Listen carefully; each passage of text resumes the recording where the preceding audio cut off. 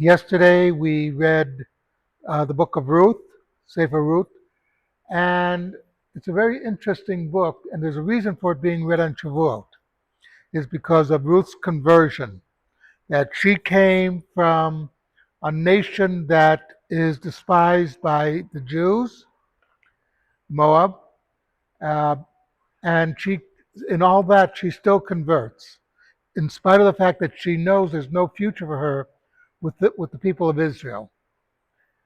Um, Now, the Book of Ruth, the characters can be divided into threes. There's 9 characters. The first three, Elimelech and his 2 sons, die because they commit sins.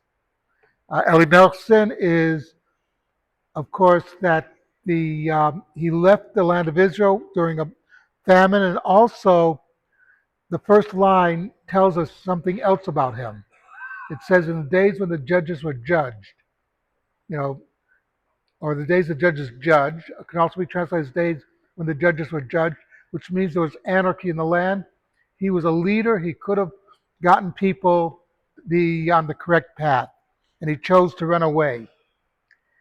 Then there's the three Boaz's helper, Ploni Almoni, and Orpah. They were not bad people, but they didn't do anything wrong. They just didn't do anything out of the ordinary.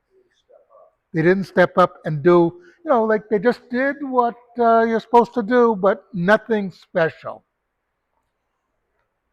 And then there's Boaz, Ruth, and Naomi, who all three of them stepped up and they were going above and beyond what was necessary.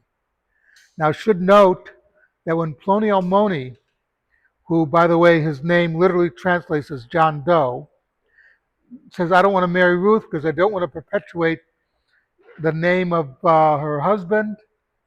So his name is not, we don't know who he was. His name is forgotten.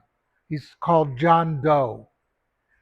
But once he does chalitza, once he does that, Boaz is no longer required to marry Ruth. He's next in line, as it were, but chalitza makes Ruth available for anybody. But still he steps up because he sees in Ruth that she is above and beyond, and she is going to be, probably has Ruach HaKodesh, that she will be the mother of kings.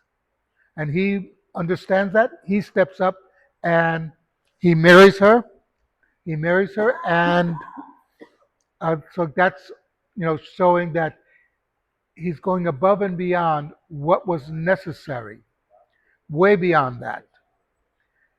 Remember, the Book of Ruth was written by Shmuel or Samuel as a way of justifying David getting the Malchut, the becoming the king. So it's just something that we should always think about. That in the Torah's point of view, it doesn't matter how low you start off in life. You make of life what it is, and if you are able to attain greatness, it's up to you. As it says in the Gemara, even a mamzer can be greater than a Kohen Gadol who's an ignoramus. It's up to you where your life leads you. Something to think about. I think we still have a minion, so.